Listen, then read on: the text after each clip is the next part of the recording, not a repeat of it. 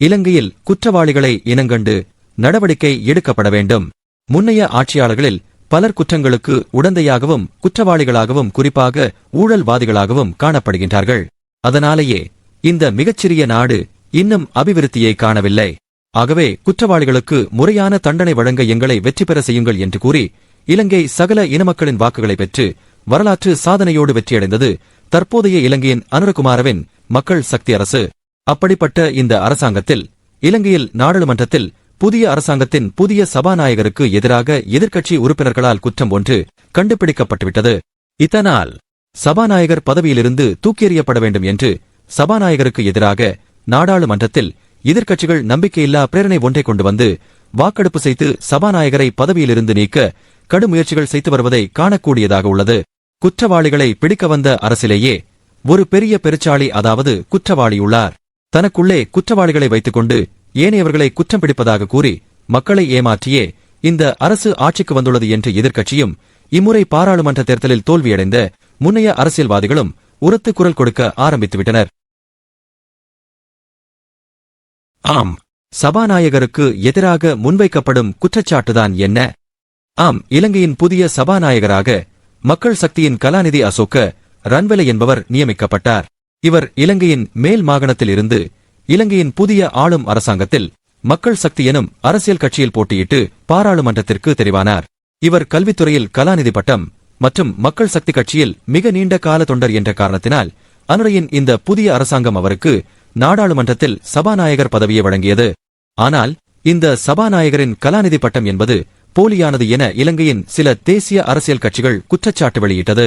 எனினும் இது பற்றி சிங்கள பிபிசி செய்தி ஸ்தாபனம் சபாநாயகரிடம் வினவிய போது, தாம் முரட்டுவ பல்கலைக்கழகத்தில் நான் படித்த கல்வி முதல் பட்டப்படிப்பு அல்ல, பின்னரே அதனை நான் பட்டப்படிப்பு வரை கற்றுக்கொண்டேன்.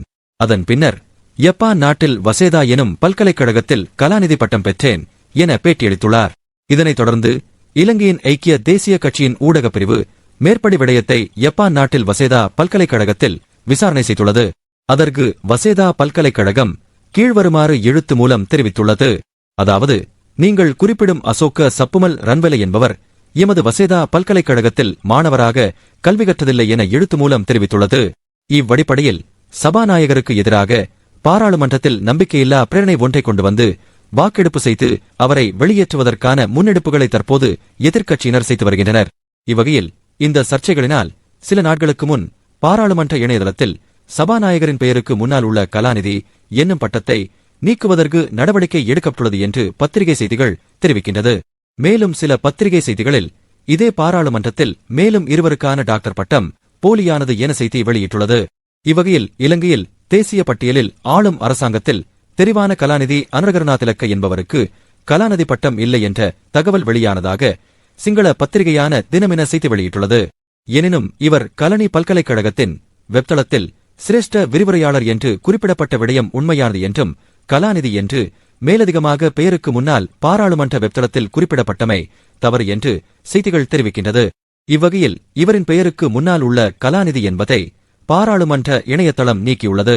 அதேபோல இலங்கையின் தற்போதைய புதிய நீதி அமைச்சரான ஹர்ச்சன நாணயக்கார என்பவரின் பெயருக்கு முன்னால் கலாநிதி என்றிருந்ததை தற்போது பாராளுமன்ற இணையதளம் நீக்கியுள்ளது.